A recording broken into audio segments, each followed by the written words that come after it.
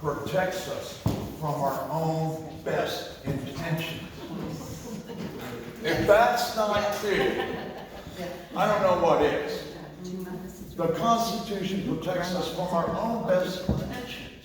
In other words, we can't make laws of saying, you gotta stay home, you gotta wear a mask. That might be a good intention, but it's forbidden by the Constitution. It's forbidden. Yes, ma'am. I was just gonna say that I told some people this, that they talk about this face mask. If you're wearing sunblock or makeup, you've got a face protection on.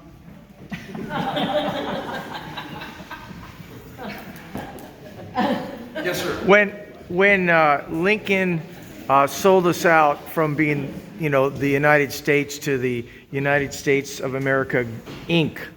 Okay, he created a different constitution, not the original, this Right. other one, right? Okay. Constitution, the So- original is the Constitution For, the United States of America. And he then created the one- second one is the Constitution of. where he made us all employees instead of us being employers and the Right. governments being employees. Okay, so considering that, if the state legislature, which crafts their corrupt constitution on the United States corrupt constitution since the 1860s, creates a law that says we all got to wear face masks, and stand on our heads and walk sideways, then can't we just continue to cite the original Constitution to Absolutely. protect ourselves? Absolutely. Okay. Contract is the contract. It's never been, it may be skirted over, but the original contract, the original Constitution is still there. And the one that you passed out 3 weeks ago at the Gauchi Farm, that's the original. How do we get a hold of the original? This one says of the Yeah. United States. Oh.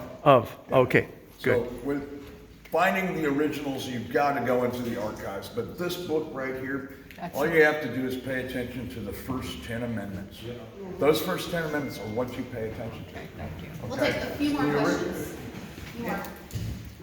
Yes. I want to go back to the question about the vaccine. I think that if the government has such an overreach with the mask, I think they're going to be more sinister about it, where they're going to restrict our travel, they're going to restrict our ability to get a job.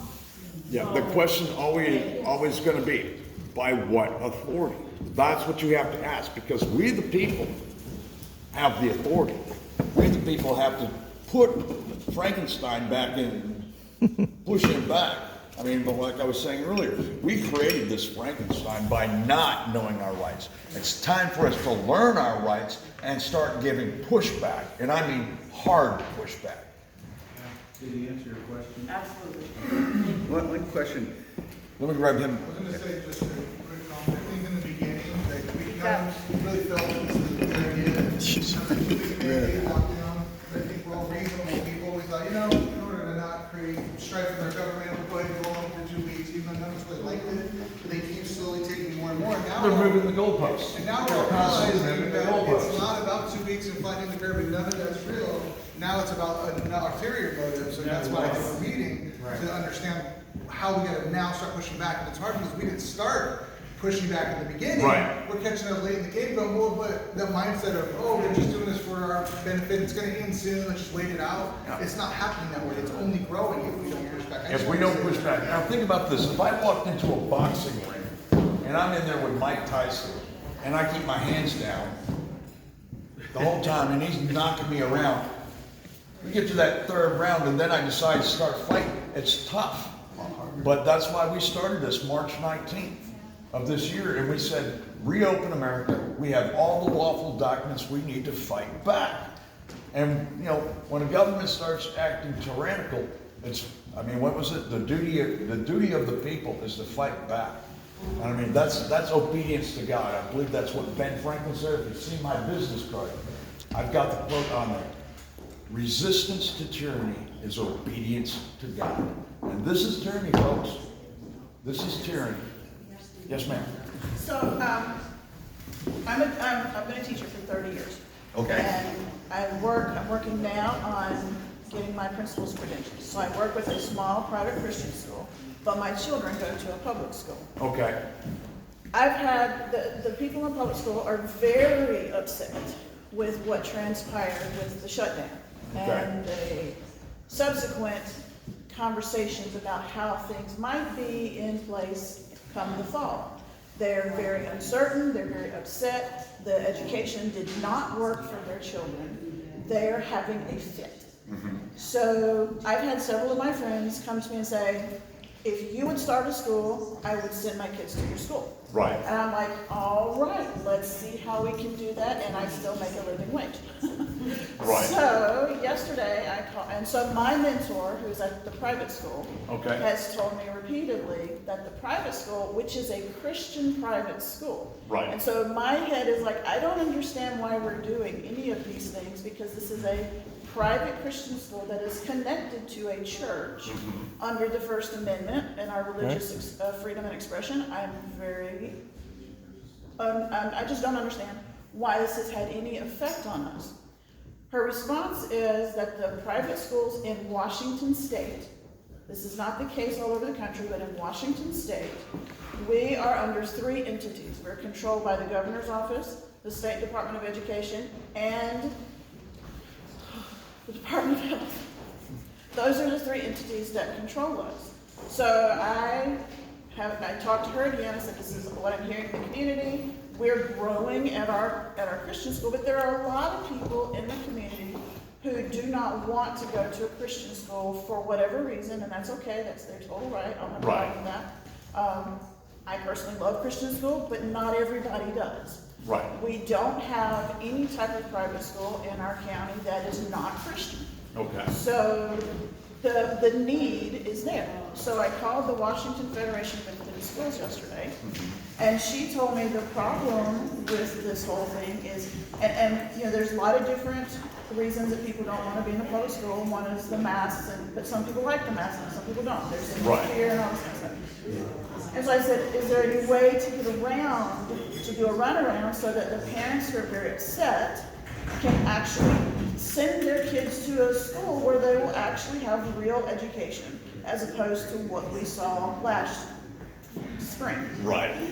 And she told me that there's no runaround because of those 3 entities. Every private school in our state has to register with the State Department, and therefore I was kind of stumped. So then I asked about homeschooling, and you can do homeschooling, but then there's some issues that I'm trying to find out about that. Right.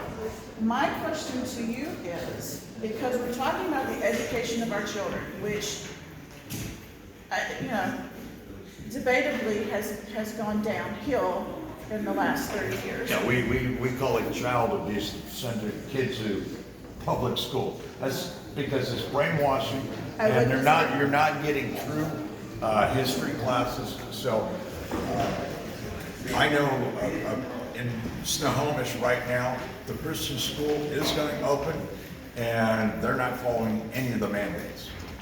So we're opening at our Christian school. We'll be open from 8 to 2:30, but our children have to wear masks. Our teachers have to wear masks. And my They're not question gonna do it. is, They're not why do we have to? Because Dr. Unthank told my mentor that if you don't do this and somebody catches COVID, we are coming down on you so hard it's not even funny. And so our church, which is, we talked about liability earlier, it's this liability fear. And so my question to you is, is twofold. That how do I address, because I will be going back and talking to my mentor about our meeting and sharing all this wonderful information. How do I share with her all these wonderful things so that she can make some decisions to take to our elder board? And 2, how could I start, is it even possible to start a school to accommodate all of these people? You can do what we call enter at your own risk type policy. And if you enter at your own risk, you know that we're not doing face masking, we're not doing social distancing, and I'm making you aware. You want to attend the school, we're not following these edicts. Enter at your own risk policy. Get them to sign it. Yeah. And then they take over the responsibility, and they can't come back on you as a lawsuit, because it's enter at your own risk. How could they even prove that COVID was Well, that's the whole caught thing.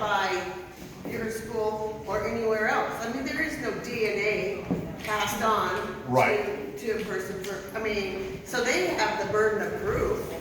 Yeah, the state's always gonna have the burden of proof. Now, they can manufacture, we know that. But at the same point, they say, well, we found swabs of COVID here. Okay, well, how do we know you didn't get it in the automobile or wherever? You know, the ideas on that is, if you open your business and say, enter at your own risk, and you play that part, you're shooting down the line. They sign it. They sign it, you're entering at your own risk, because we're not gonna follow. Hey guys, we're gonna need to start trying to wrap up. We're gonna